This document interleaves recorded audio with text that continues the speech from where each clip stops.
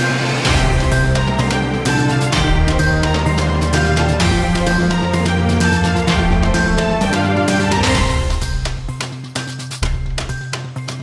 ధాన్యం కోసి నెల రోజులు గడుస్తున్న ధాన్యాన్ని కొనుగోలు చేయడం లేదని కొనుగోలు కేంద్రం అధికారులకు డబ్బులు ఇస్తే తప్ప కాంటాలు వేయడం లేదని ఆవేదన చెందిన రైతు ఆయన ధాన్యానికి నిప్పంటించే సంఘటన బిక్కనూరు మండల కేంద్రంలో చోటు చేసుకుంది.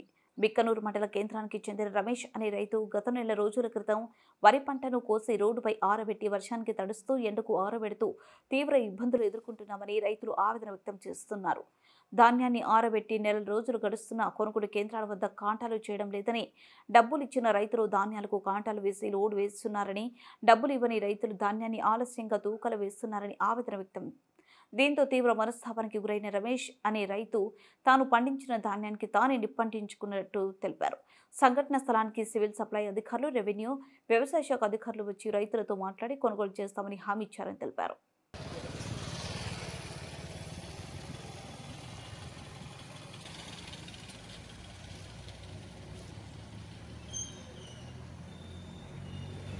అరే ఆగు నువ్వు, నేను కొండపోతానే ఆగపడుతుంది. ఫస్ట్ పోయినాయి వాళ్ళతో ఏం తీసుకోలేరు. ఈ ఎస్సీ కులాలలో ఏం చెప్తారు, ఒక 100 సంచి అయిన వాళ్ళను 1000 రూపాయలు 15 సొసైటీకి వెళ్ళి ఫోన్ ఫోన్ అధికారులు ఎక్కడ ఇప్పుడు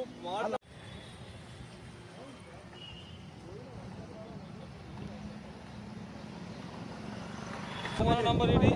ఇప్పుడు ఈయనే విలేకరులు ఈయనే మాట్లాడతాడు, నువ్వు బుద్ధాబాద్ చిన్న కాబట్టి కాంట పెట్టిన 100 రూపాయలు వాడితే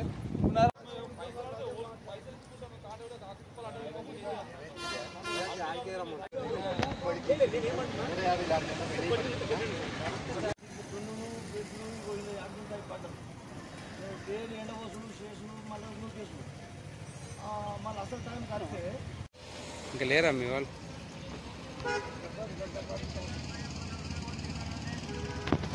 మళ్ళా చెప్తాను ఈ నీళ్ళు ఏంది, ఈ లెక్క ఏంది, పంట పెట్టే మీరు అర్థం మళ్ళీ వాళ్ళు మంపేసి అభినయ్ 22 మ్యాచ్లు వస్తుంది. వర్షాలు పడ్డాయి, వర్షాలు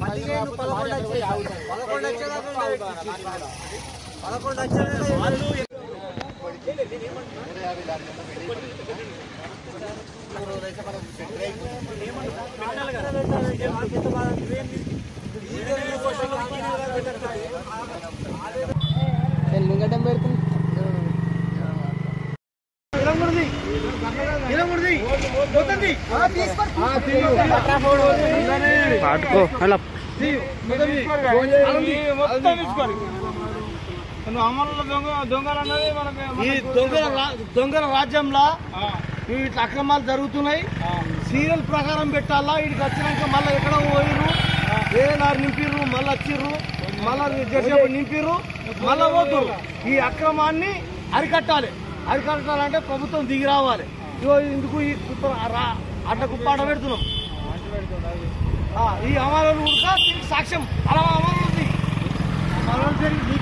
సాక్ష్యమా నువ్వేం చెప్తున్నావు?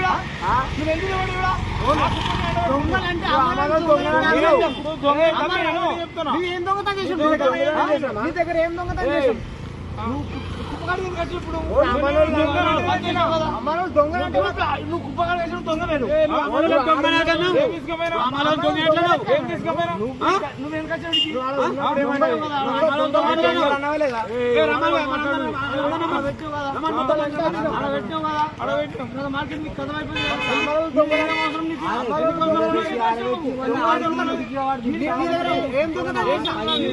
నీ దగ్గర ఏమి దొంగతనం చేసినా దొంగలను ఎక్కడో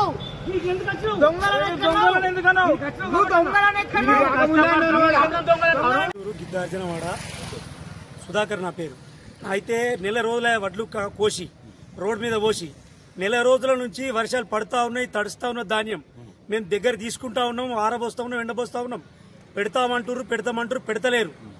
ఏదైతే సొసైటీ సిబ్బంది ఉన్నదో ఆ సిబ్బందికి మేము చెప్పి మొరబోసుకొని మొత్తము ఉన్న వాళ్ళే పెడుతురు తప్ప మేము చెప్పినా కానీ అలసిపోయి